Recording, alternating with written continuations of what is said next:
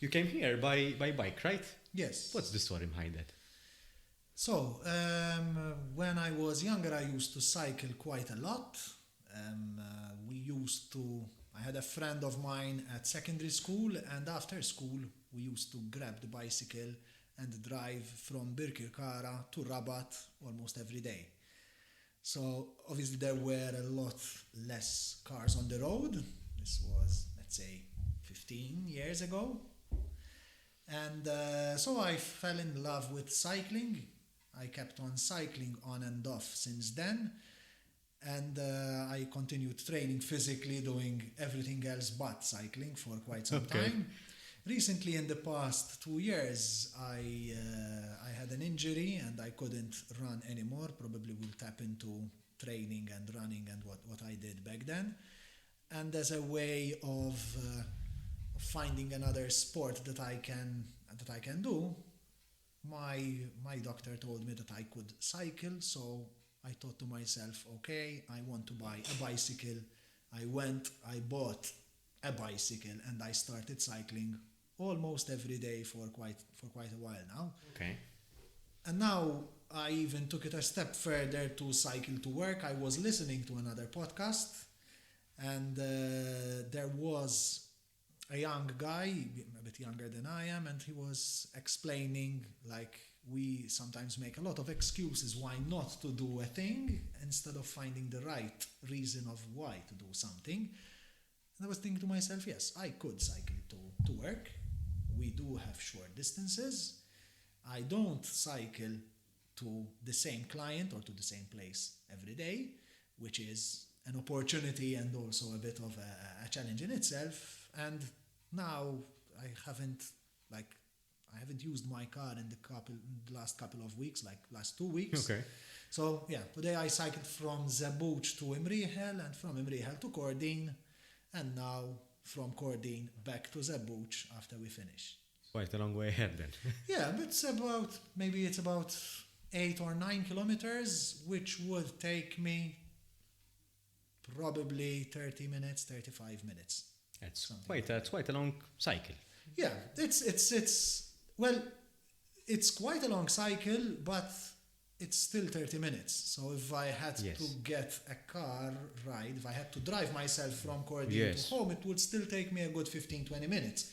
So I'm like, okay, add another 10 minutes. What would you do in 10 minutes? It's not that much. So in the No, end, sure. today I would have managed to do a bit of exercise. It's exercise, it's not training, it's just exercising. Yeah, yeah. Obviously, it's totally different. Yes. But maybe I would have exercised for about an hour, 15 minutes during the course of the Yes. day. And if you had another workout to that, it's what. Exactly. So yeah, that's So the even plan better. for today. When we finish off, I get my bike, I cycle back home, and then do a workout of maybe 45 minutes, and that's it. Then we should live stream as well because that's my intention as well today. That's perfect. Stefan, what did cycling teach you about yourself? I'll actually reword that question to what did training teach me about myself. Okay. And I'm saying this because I only cycle to commute basically, and it's for me, I'm not cycling to train, but I used to train sort of on a more serious note. I only consider myself as an amateur cyclist, and in all fairness, I am an amateur cyclist. But training in itself, before I started cycling, I used to run. I did a bit of long distance running, and I did maybe 8 years running on and off. In the meantime, I was training martial arts. I did about 12 years. What sort of training martial arts? I used to train Kung Fu. Okay. The official name, it's a Chinese Kung Fu, and the style that I used to train in is called Wing Chun. Okay. It's- I've it's- heard about this style. It's a very practical self-defense system that was invented by a woman, and a Chinese nun, which is based on the laws of physics. So it was super interesting for me, coming from a bit of a scientific background, because the idea behind this martial art is that the rules of physics always apply, and so it's a perfect system in itself as long as you can apply those principles. So yes, I did about 12 years of martial arts, and before that I even did about 4 years of handball training, and that was actually my start, my initiation into physical training. So I was brought up in Birkirkara. Coincidentally, I was saying this story yesterday at a client audit. I was brought up in Birkirkara, and being born in Birkirkara, where football, just like anywhere else in Malta, but football in Birkirkara is quite huge. It is. So I never trained anything physically up until I was about 13 years of age. Reason being is that when I was younger, I wasn't training football. I didn't go to nurseries. So I was usually the guy that gets selected last to join a team when there's literally no one else to choose. And so I made myself believe that I wasn't good in sports. So I was like, you know what, I'm not good in sports, full stop, that's it, that's the end of it. And I believed that for quite a long time, also given that my parents never trained themselves. So I was okay, I was like thinking to myself, some people are brought up and they are naturally good in sports and I'm not. So I believed that. Then I went to secondary school and I made friends with one of my other friends, and back then he used to train handball. And we did quite a lot of physical activity back then in summer, like during school times, playing and what have you. And that point in time, I said to myself, you know what, let me train some handball, see how it goes. I used to shoot with my left hand, even though I write with my right arm, with my right hand, I used to play with my left hand. Okay. And that's usually uncommon in handball, so there's a lot of demand for left-handed players. So that already made me a bit different than anyone else, and people were like, so you shoot with your left, you can play as a right winger, that would be great. So that's how I started training, and I remember during one of our first training sessions, the coach was like, okay, who's gonna lose will need to do 20 push-ups. We lost, and I was literally pushing as hard as I could and couldn't move myself off the floor when I was about 13 years of age. Yeah. Fast forward a bit, I started training with the under-16s team, and then I started playing with the under-16 teams and with the elder teams, and like within 6 months or something like that, I was training 4 times a week. Then we got selected to play for the FISEC games. So I was playing with the national handball team for under 18s or under 21s. And again, I wasn't very good physically, but I had the advantage that I used to play with my left hand. Yeah. After that, I moved into personal sports, so I liked the idea of team sports. Then again, I had a bit of a clash with some other coaches. Reason being is this: I was never the type of player that excels in a team. I wasn't the Lionel Messi of football. I wasn't the Cristiano Ronaldo. I was more like, you pass me the ball, we need to be all good in the team. So there were times where then I was the oldest person in the team, so my coaches had quite a lot of expectations. So I started to hate that, and I thought to myself, you know what, enough of this. So I stopped handball and I started martial arts at age 18. Okay. Which could be considered as old or not old, I don't know. So I started training martial arts, and in the meantime I also used to go jogging around Birkirkara. So yeah. You kept yourself fit. I did about 12 years of martial arts, on and off. Well, actually on, I never actually stopped. And I was I learned a lot in this particular martial art because what I liked most about it is that it is the most practical way of fighting which I found. Meaning that there are no rules, meaning that whatever, well, there are different martial arts, some of them are sports, some of them aren't. Well, if you need to defend yourself in the street, if someone is going to attack you in the street, people are not going to be like, but I cannot hit him under the belt, or I cannot eye gouge him, or I cannot do this and I cannot do that. So this shaped me into, and this always shaped me into seeing things, if it's not practical, then it's useless. Okay. That being said, obviously we still needed to train, and you cannot like go and eye gouge people during training, else you can only do that twice to someone. Yeah. Like there are One at a time. One at a time, yeah. But what actually was interesting is this, that I started realizing that although team sports are fun, there was a certain limiting factor to team sports, meaning that you're always part of a team and the team is only as strong as its weakest link. Agreed, yes, yeah. So that's why I started running, I started martial arts, because I could really see that if I put my mind to it, then I am the only person that's holding me back.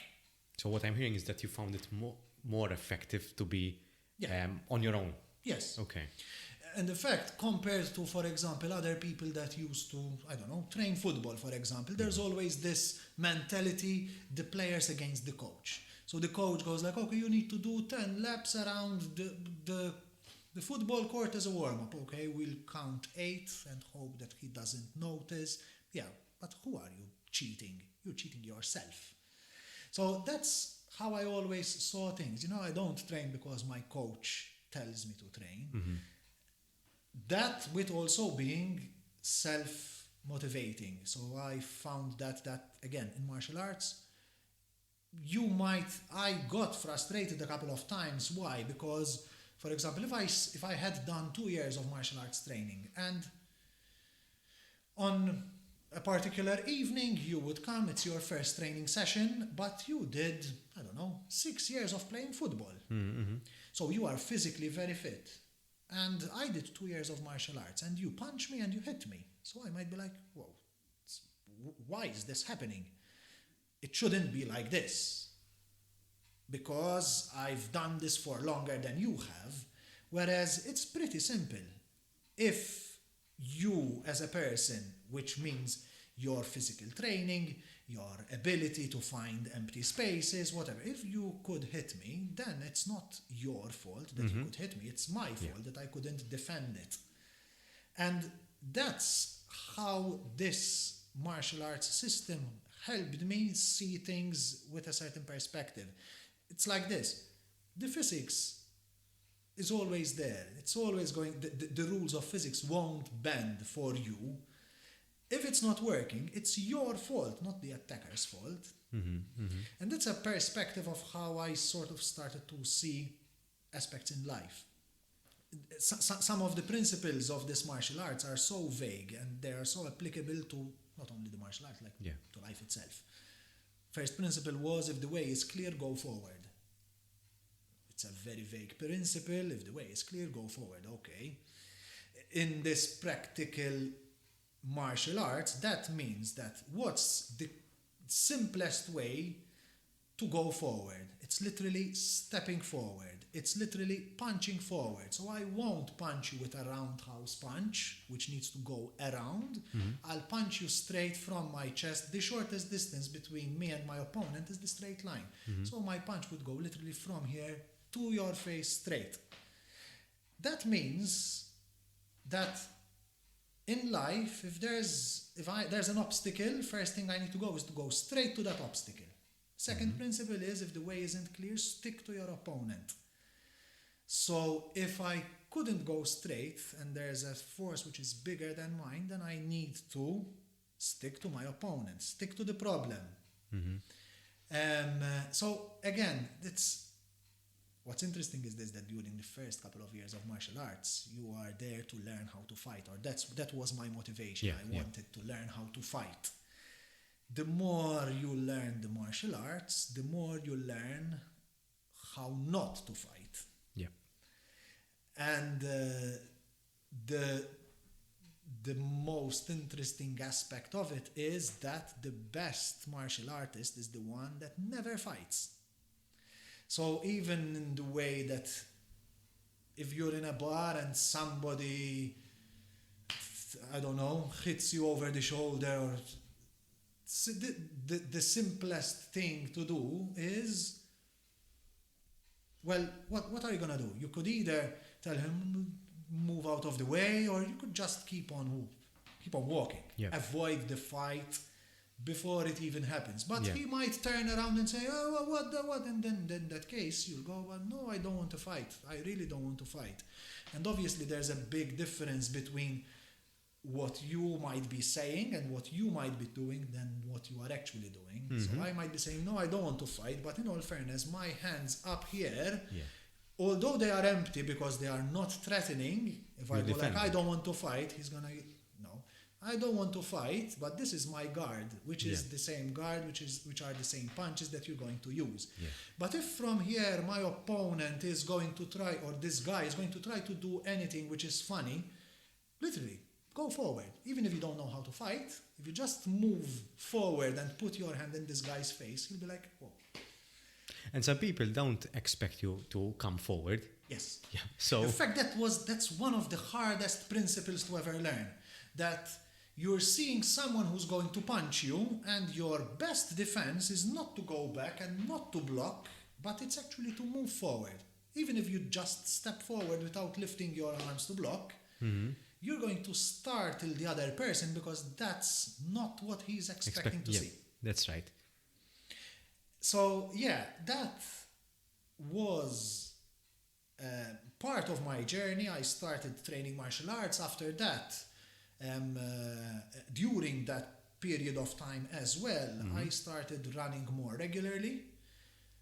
I did about, I think, in the region of 20 to 25 half marathons. Okay. So again, I used to run on and off without a coach, just That's for the buzz of it. Yeah. Sometimes I would again self-motivate. I'd be like, okay, it's a Sunday afternoon. I used to live in Birkirkara, and I'd be like, okay, I think I could jog it from here to the Love Monument and back, and that's pretty much 20-something kilometers. And that's what I used to Which do. is a half marathon, I believe. Yes, Yeah. 21 kilometers is a half marathon. I never went beyond the 21 kilometer mark.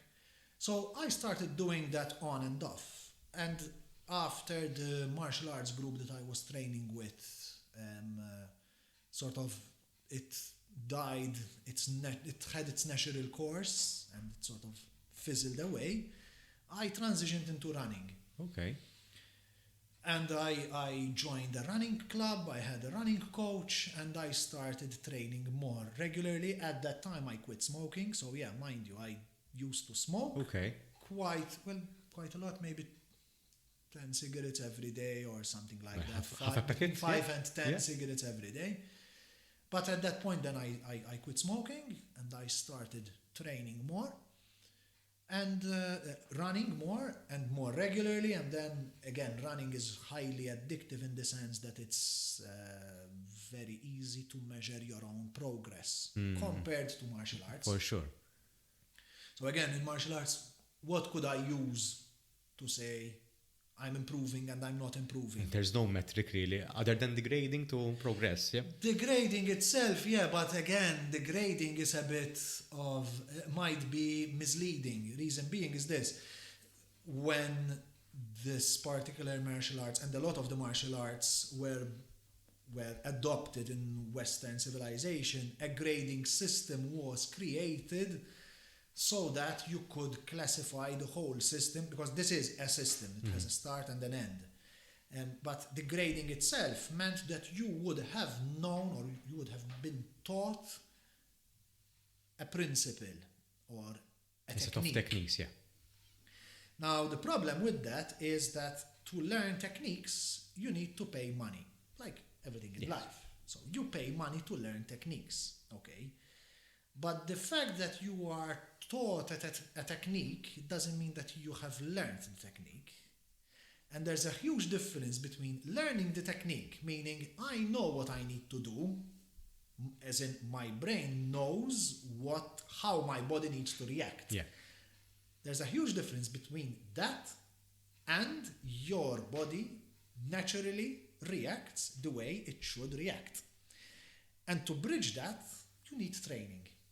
So, again, I think it was Bruce Lee who said, I don't fear the guy who knows 10,000 kicks. I fear the guy who knows one kick and practiced it 10,000 times. Yeah. And again, this is all based on muscle memory. So you train a technique and you know that if you're going to punch, you need to punch straight. Okay, but then if you need to punch straight and there's an opposing force, your arm needs to bend. Okay, but between knowing this and practicing it and actually having someone punching me and I do it, there's a huge gap. And that's why it's interesting, because you can pay to learn all the techniques, and you could be a technically grade 10 and have someone which is a grade 2 or 3 that would beat the crap out of you. Why? Because he's a good grade 2 or grade 3 and you're a bad grade 10. Yeah. Yeah. Hence, the physics never lies. You can't pay mastery, so Yes, you can't pay. You can pay for the status of being a grade 10. yeah. But yeah, and again, that's why it's interesting, because what you've learned, unless you can apply it, is probably useless. So shifting that, and again, how could I say, okay, I'm getting better? Usually, knowing that you're improving in martial arts is not something that you would understand yourself. It's something that people who are better than you can tell you. Okay. So again, I used to train, I used to teach martial arts to kids as well. I didn't have huge classes. I had a couple of very good students. They wouldn't, and so I could relate, I could understand this point, especially when I'm teaching other people. They couldn't gauge how good they were becoming. This is like if you are training, let's say if you want to lose weight, if you're looking at the mirror every day, you won't be able to notice any difference. But if you take a photo once a week and compare that over a year, then yes. So, but when you're training martial arts, you cannot say, okay, let me revert to my setting of last year. So I cannot understand if I actually got better or not. The only thing that I could use is, and that anyone can use, would be another person who is far better than you. You can spar with. Far better than you, telling you, Estra, okay, so now you can get this, and now you're giving me a challenge. Yeah. Okay. Now, if you compare that to running is totally different. So, again, depending on the type of running that you want to do, and I'm in no way an expert in martial arts, in running and in cycling. But in running, if I wanted to train for a half marathon, then I could say, okay, my first half marathon was 1 hour 45 minutes. I want to reduce 5 minutes of that time. Because there is a universal law, which is time in that It's case. time. And again, even when you become more technical in running, you would say, okay, but this is my personal best, so it's my 1 hour 45 minute half marathon along this route. Because a different route might mean a different time. For sure. Being, again, very simply put, if I do a 1 hour 45 minutes in Malta, in a half marathon in Malta, I could probably do 1 hour 40 on a half marathon route in Holland. Obviously, because there's elevation. Uphills, yeah, for sure. So, but again, it's much more, it's much simpler to gauge the progress. And you would say, okay, now I want to improve this. And again, in running, there's a lot more of this personal best type of idea. I want to improve my 5 kilometers time, 10 kilometers time, etc. So yeah, I did that for quite a while, and I was improving a lot. Obviously, in the first couple of years, you improve the most. So I was beating my own records Regularly? Yeah. regularly, and that's a lot of fun, obviously. And it was helping me setting my own targets and trying to achieve them, and then after I achieved them, I set more, etc., etc. I did, I think it was 1 or 2 obstacle races, again, Okay. a lot of fun. But unfortunately, I had an injury in my left knee, which meant that after a number of, well, firstly, when I had the injury, it was a big strike. Why? Because I was training about 5-6 times a week, sometimes twice a day. For example, I'll go for a run in the morning, and then in the evening I'll And that's go a lot. Yeah. Yeah. You'd feel the absence of that for sure. And that was what happened. So I went from training 6, sometimes even more, 7 times a week. And again, maybe 7 times over 5 days or 6 days. So I went from training a lot during a week to training almost nothing. And even physically, I mean, the emotions that were involved, the lack of training itself, because again, training is an addiction in itself, I couldn't cope with it. So I went to some doctors, and then I got to know that the type of injury which I have is accelerating arthritis, which might be a huge problem now and in the future. So fortunately and unfortunately, I never had injuries before. Okay. Fortunately, because I could train. Unfortunately, because I didn't know what to do and how to cope with it. Yeah. And and the emotional side was that I couldn't think to myself, let me find something else, or I couldn't think to myself, okay, I cannot run, so let me train upper body, or again, because I wanted to run, and the more I couldn't do it, the more I wanted to do it. Yeah. So I didn't want to give up, and then I had a lot of ups and downs. So maybe I'll wake up in the morning and I'm like, oh, okay, my knee feels fine. I think I can try and go for a 5-kilometer run or a 3-kilometer run. Okay, let's see. And then I'll wait a couple of days, and then I go, and again, I start anticipating that my injury has healed. I'll go, I'll run 500 meters, it starts hurting again, and then Back to square one. And even worse. So, and again, I had a lot of my friends were within the social circle of running, so I didn't know how to cope with it. That was the biggest problem. Until I realized that this thing is going to stay, and the only way that I could find something else is to try and replace it.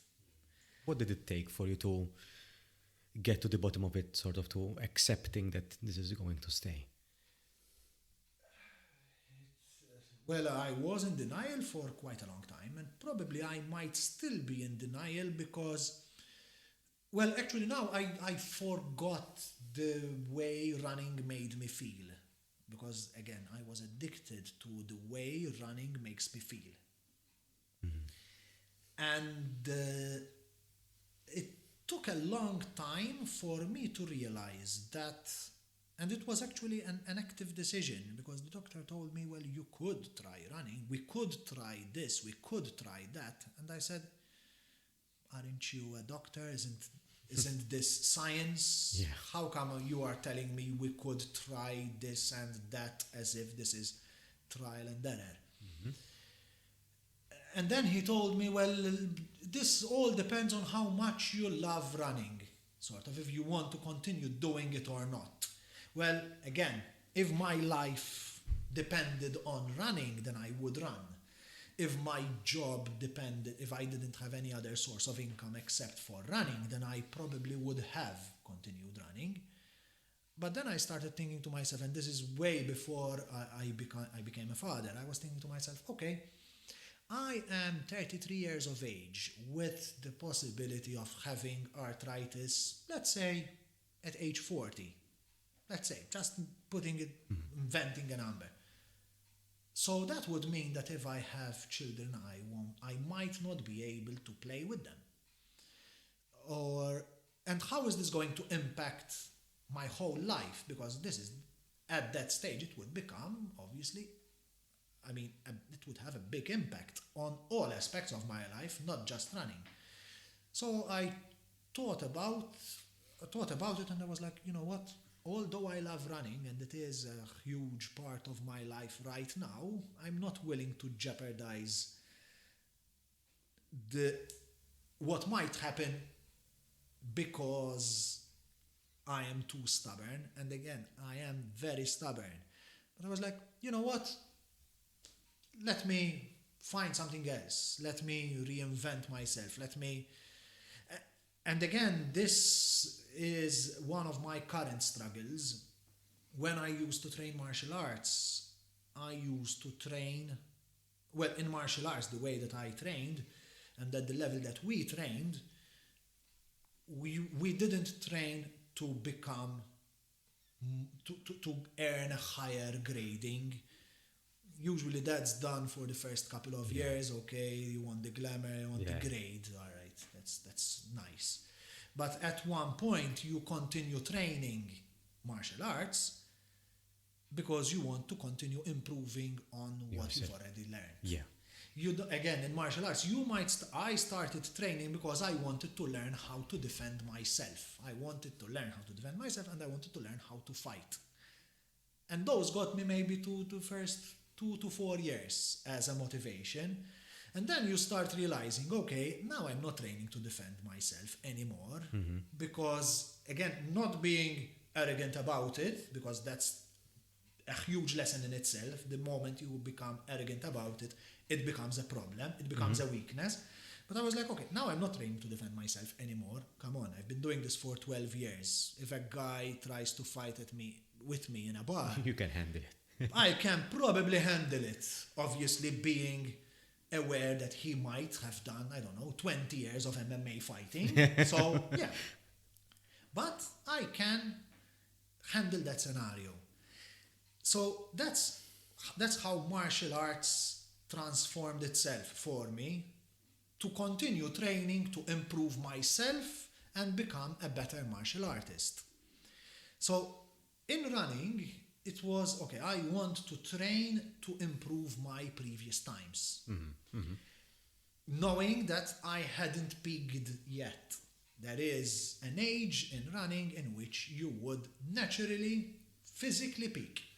So again, for shorter distances, you would peak earlier than for longer distances. For sure.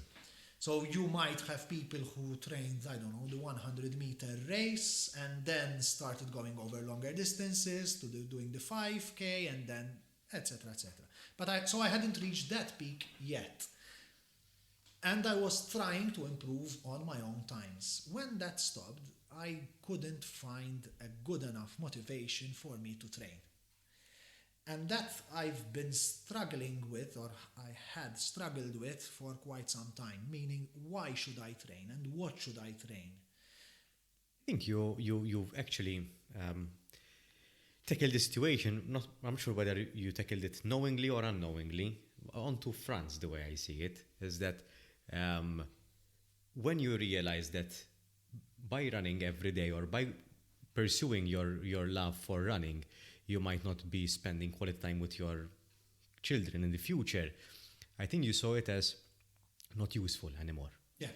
Which is the way you think, as you expressed earlier on, that once you see it as not useful, you sort of put it aside. So that's the first way I think you coped with this, because you didn't see it as useful anymore. Actually, it could hinder my ultimate goal of being happier in the long run. So, might have the counter effect. And then, obviously this is a very common coping mechanisms that you shifted your interest to something equivalent or what you thought which was equivalent to running.